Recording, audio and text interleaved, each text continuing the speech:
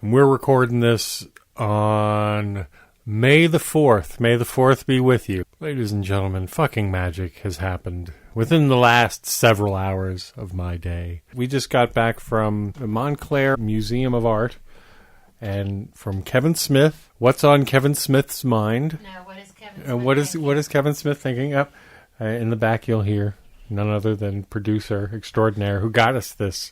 Yes. Who got us this show. Essentially got us tickets. This is Jean Holden. Yes. And it was the Montclair Film Festival.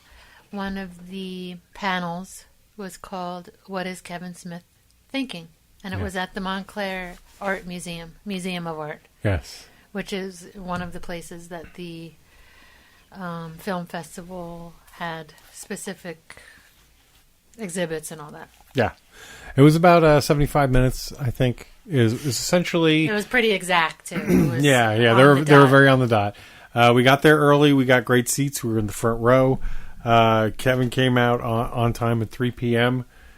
He was an executive from AMC who's friendly with him, I guess, who got him on earlier. The year before, had him back again. And... But he did not do it last year. But he assured everybody that he would be there this year. Oh, okay. Well, he was there. So he did about 75 minutes, some of which they said that it's going to be on, he's going to have it on Smodcast. So I won't really spoil it in that respect. We got some, we took some video and I'm sure at some point it'll get posted. And we also took some pictures. But we had great seats. He was very funny. There's some new stuff towards the end.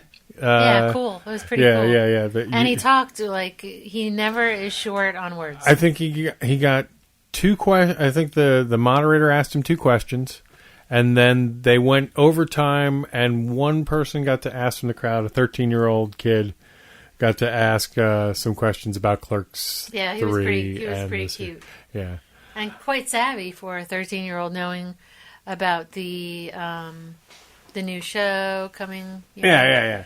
Hollywood Babylon and all that. Yeah. So the show ends, and Kevin is brought into a side wing where there's a set of double doors that have small square windows, and if you've ever been to an event with Kevin Smith, the crowd lingers. Everyone's anticipating getting their stuff signed or whatever, and who can blame him? But they pretty much carted him right off to this little area.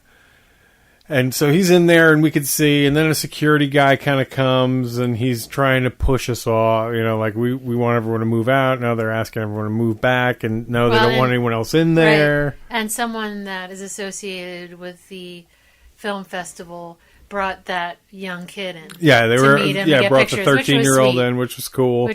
And there's other people. It's cool now for us, but you'll find out why. And there's other people in the back who are, associated with the film festival who are getting pictures taken and everything.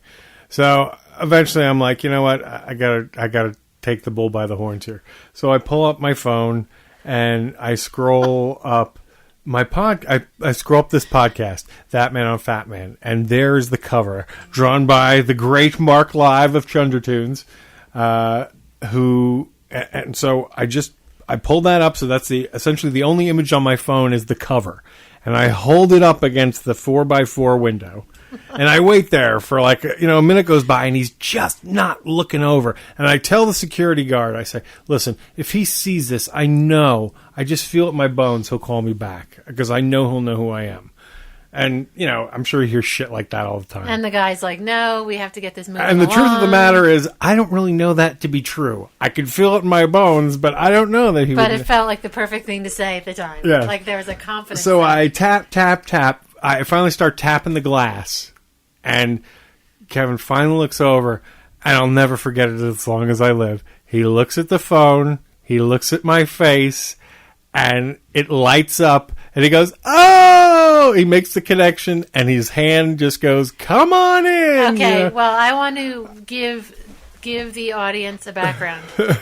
Now, when it seemed like, when Scott was telling the story that he just held it up for a short amount of time, but he was holding that phone up. He wasn't carrying on, was very calm, was not like anxious or aggravated or upset or whatever. He was just holding that, determined that Kevin Smith will look. And I'm telling you this because there was a story when I first met Scott. His mom was telling me the story. I'm going to tell you the story. Oh, boy. She said, no, because this makes me look like a dick. No, it doesn't. This just shows the kind of like kid and man that you become. The same. That he wanted a toy or, whatever the kind of toy it was at the time. And he did not have a temper tantrum. He just stood by that toy, looked at his mom, and just said, I want that. And he just did not move. She was ready to leave. Finally, he got that toy because he planted himself right in that spot and would not leave. He didn't stomp or carry on.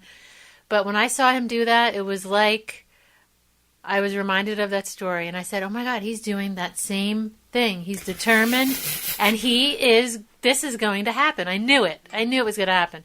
And, okay, carry on. I just had to share that because it was very, very true Do you want to know to your personality. Do you want to know what I heard in my head? And I know this seems so cheesy. Okay, do you remember that thing you do? Yes. I don't know what my phone is doing. Yeah, but you have to turn it down. Then. Those are all the wonderful tweets I know, we're getting the tweets are coming. All right, anyway.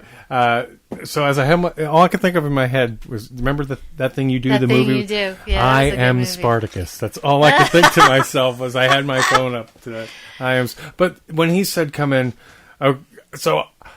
Like, it was like the world tumbled in on itself for a moment. I didn't know. But all I could do was go, oh my God. I went up and gave the man the hugest hug, to which he returned it. We just started talking. The first thing I wanted to make clear to him, it was like, I had to make sure this is clear. By the way, I'm also BC Juggernaut.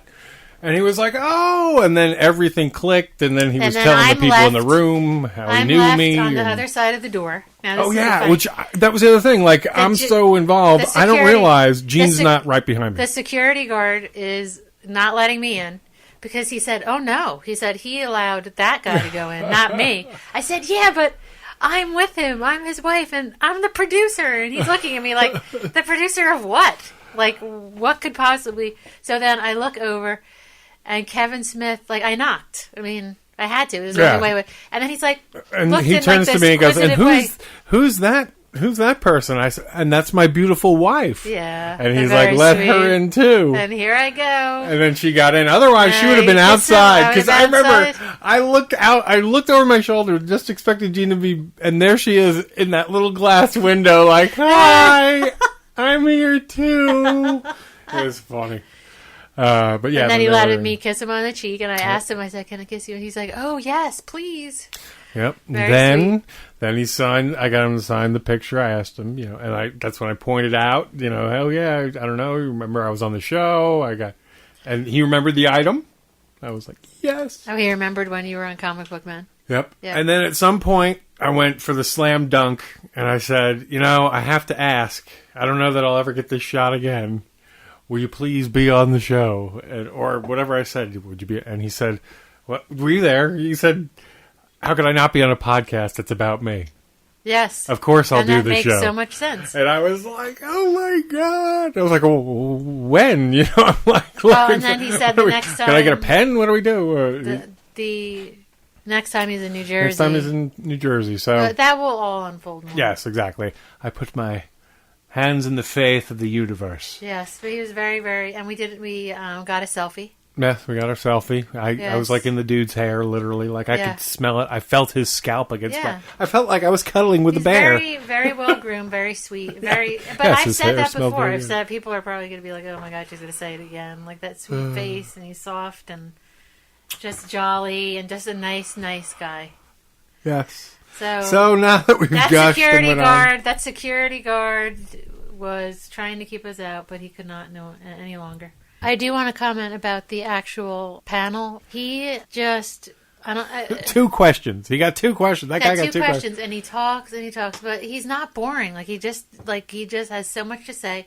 And he there's a couple of times that it was cool how had me kind of like in tears a little bit, just because he really cares about his friends. He talked a little bit about Brian, about how he got into podcasting, and he even said for a year, and he made it sound like he said, this isn't homework. Oh, yeah. But just Yes, he assigned everybody. For a year, just try it. Like, he's encouraging people to do it just because it really helps, mentally, and it helped Brian with his depression. It just kind of gives you goosebumps because he's very positive. He's a positive force. He really is. I'm glad I got to meet him. He's very sweet. Me too. I'm glad we both. I'm glad that you got to meet him. And my daughter said, "Is Dad still alive?" Because I called her and she was like, "Oh my God, I don't know if Dad's going to explode or implode." All right, I want to go read the tweets. Enough of this. Is he going to die? I want to go